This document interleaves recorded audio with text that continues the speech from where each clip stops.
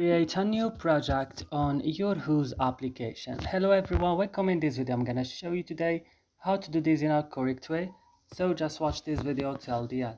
So the first of all, you need to open your Houzz application like I'm doing, and after this you should come here to your profile. So right now guys, on your profile you have to come to upload project photo, and here you can create a new project. Click upload and choose a picture from your gallery, for example this, and click done.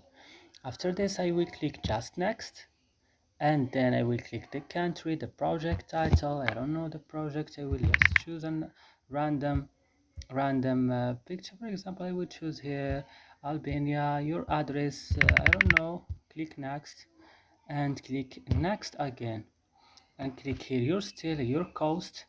For example, your style is I don't know, select cast less than and click next, and here you have to describe this project. I don't know, if you want to add your credit card, for example, and click next, and here you click upload, and that's it. It's very easy and fast. So I hope this video guys is useful for you.